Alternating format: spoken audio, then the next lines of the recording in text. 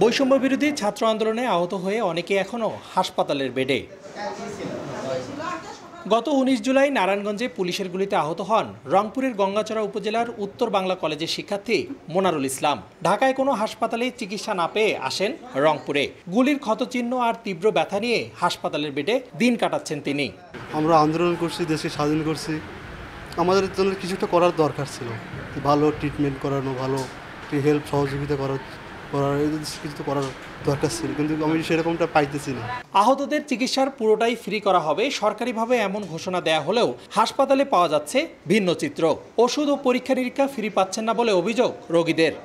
এখানে এসে 3 দিন অন্য বেডে ছিলাম, এই যে আপনাদের মতো চ্যালেঞ্জ আসছিল, এগুলো কমপ্লেন করার পরে আমাদেরকে কেবিনে দিছে। আজকে যে ওষুধটা এখানে সাপ্লাই থাকে সেটা আমরা পাচ্ছি, আর যেটা থাকে না এটা আমরা বাইরের থেকে কিনতেছি।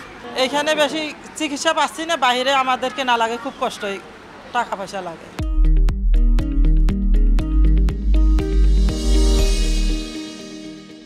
তবে অভিযোগ অস্বীকার করে হাসপাতাল কর্তৃপক্ষ বলছে যথানিয়মে চিকিৎসা সেবা দেয়া হচ্ছে। এটা সম্পূর্ণই ভুল। আমি 2 দিন থেকে রাউন্ড দিচ্ছি, একটা ওষুধ এখন পর্যন্ত যারা ভর্তি আছে বাইরে কেনা লাগে, একটা ওষুধও না।